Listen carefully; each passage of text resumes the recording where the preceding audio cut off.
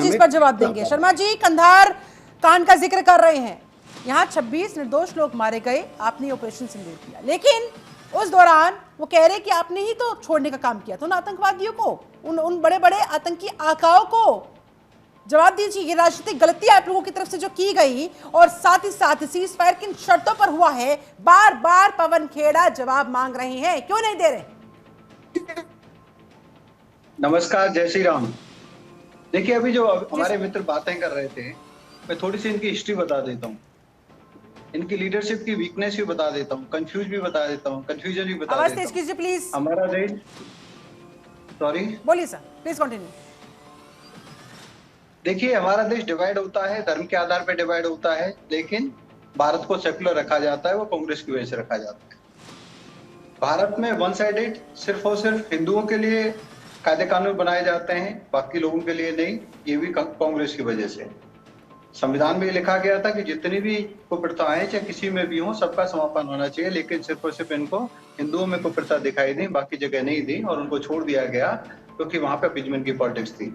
1948 में पीओके पाकिस्तान में चला जाता है, क्योंकि पाकिस्तान घुस जाता है भारत में, और इनकी जो लीडरशिप है वो अपने आप को ही चमकाने में लगी रहती है, लेट डिसीजन लेती है, डिलेड डिसीजन लेती है, और फिर हमारे गृह मंत्री उस समय की जो तत्कालीन गृह मंत्री वो प्रेशर डालती है कि ठीक है अभी कंप्रोमाइज कर लो। अदरवाइज सरदार वल्लभ भाई पटेल तब तक नहीं रुकना चाह रहे थे जब तक कंप्लीट जो कश्मीर है वो भारत में वापस नहीं आ जाता। सबसे बड़ा कंप्रोमाइज, पहला कंप्रोमाइज किसने किया? कांग्रेस ने किया। हजारों किलोमीटर, लगभग 30 to 40% लैंड पाकिस्तान को दे दी। तो ये कितनी बड़ी वीकनेस है। उसके बाद फिर चाइना से युद्ध होता है। चाइना हमसे कमजोर था आजादी के समय, बहुत कमजोर था, हर संसाधन में कमजोर था, हर फैक्टर्स में कमजोर था, लेकिन इन्होंने, पंडित नेहरू ने सिर्फ और सिर्फ अपना ग्लोरिफिकेशन किया, सेनाओं को तैयार नहीं किया, सेना को कॉन्फिडेंस नहीं दिया, इक्विप नहीं किया, और तो हमारी जो सरदार पटेल की बात नहीं मानी, गलती कर दी, उसका खामियाजा आज देश भुगत रहा है। लेकिन आज तो आपके पास पूरी पावर थी। कांग्रेस सर यही पूछ रही है, मैं आ रही हूँ सर, लेकिन एक सवाल मेरा और इसमें ऐड ऑन कर लीजिएगा कि आज तो हम बहुत मजबूत स्थिति में थे, पाकिस्तान के दांत खट्टे कर रहे थे, 11 उनके एयरबेसेस हमने तबाह कर दिए थे, फिर ऐसी क्या जरूरत आन पड़ी कि हमें पीछे हटना पड़ा या सीज फायर के लिए हमें राजी होना पड़ा? क्यों? आप लोग तो पीओके लेने की बात करते थे, फिर क्यों मान गए? देखिए, इन्होंने हमारी लीडरशिप को वीक बोला, कंफ्यूज बोला। वही मैं बता रहा हूँ कि वीक इनकी लीडरशिप है या हमारी लीडरशिप है।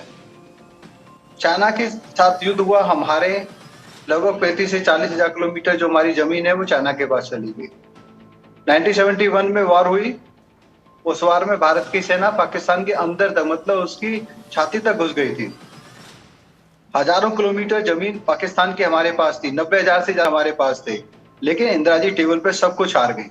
1 इंच जमीन भारत को नहीं मिली। भारत को क्या मिला? ठीक है सर, मान लेते हैं, ठीक है, गलतियां हुई है पास। मैडम, मैं आपको बता दूं, इन्होंने हमारे स्वर्गीय भारत रत्न अटल बिहारी वाजपेयी जी पे सवाल किया। अटल बिहारी वाजपेयी जी वो है जो दुनिया के सामने नहीं झुके और न्यूक्लियर परीक्षण किए गए और हम न्यूक्लियर स्टेट बने। ये अटल बिहारी वाजपेयी जी और अब्दुल कलाम जी की देन है। चलिए 1962 तमाम जो हमने बड़ी बड़ी लड़ाइयां लड़ी, उनसे सबक लेते हुए आज हम 2025 में खड़े हैं सर। खेमचंद शर्मा जी, आज हम 2025 में खड़े हैं। पीएम मोदी अगर कह रहे हैं शर्मा जी कि हम कांटा निकाल कर रहेंगे, तो वो कांटा आप कैसे निकालेंगे? जब आप पीओके की बात करते हैं एक तरफ, दूसरी तरफ आप सीज फायर के लिए राजी हो जाते हैं, तो वो कह रहे हैं विश्वास नहीं हो पा रहा है, कैसे विश्वास करें? इसलिए कंफ्यूजन बता रहे हैं। जैसे आपने अनइंटरप्टेड उनको समय दिया था, आप मेरे को 2 मिनट का समय दीजिए, दोबारा मत दीजिए, नहीं तो बीच में फ्लो रुक जाता है। इन्होंने अटल बिहारी वाजपेयी जी पे सवाल उठाया, उनकी लीडरशिप ने वो करके दिखाया, पूरा विश्व चौंक गया। अमेरिका जो हमारे भारत की न्यूज को कुछ सेकंड्स के लिए दिखाता था, पूरा दिन भारत चला न्यूक्लियर परीक्षण के बाद। भारत न्यूक्लियर स्टेट बना, और जब से भारत न्यूक्लियर स्टेट बना है, आप देखिए कि भारत की प्रोग्रेस तेजी से हुई है। बराबरी के साथ हम लोग आ गए, सम्मान के साथ लोग हमारे साथ बात करने लग गए। वही स्थिति 1971 में हो सकती थी, लेकिन इंदिरा जी झुक गई। उस समय हम लोग, हमारे जो परीक्षण है वो कंप्लीट नहीं हुए, हम न्यूक्लियर बॉम्ब नहीं बना पाए, न्यूक्लियर स्टेट नहीं बना पाए। अगर हम उस समय बना लेते, जब हमारे साइंटिस्ट रेडी थे, सब कुछ तैयार था, ठीक है। लेकिन लीडरशिप तैयार नहीं थी, लीडरशिप कमजोर थी। तो वो अटल बिहारी वाजपेयी को कमजोर कहने की कभी भी गलती मत करना। उन्होंने मानव फायदे के लिए, देश के फायदे के लिए, क्योंकि बहुत सारे लोग थे जो मर जाते अगर हम उस उग्रवादी को नहीं छोड़ते। इसी उन्होंने पर्सनल फायदे के लिए ऐसा नहीं किया, पर्सनल कन्वीनियंस के लिए ऐसा कुछ नहीं किया।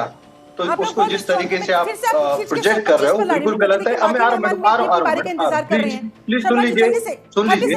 अब आता है, अब जब आता है, अब आप सवाल खड़ा कर रहे हो कि भाई अब तो ऐसी स्थिति थी, पीओके को वापस ले सकते थे।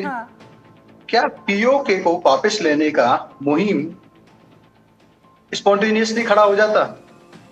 हमने जो अभी हमारा उद्देश्य क्या था, हमने जो ऑल पार्टी मीटिंग की थी, उद्देश्य क्या था कि हम उग्रवादियों के ठिकानों को निस्तानाबूद करेंगे, मिटा देंगे, मिट्टी में मिला देंगे। हमारा ऑब्जेक्टिव 100% अचीव हुआ या नहीं हुआ? हुआ। बच्चा बच्चा कह रहा है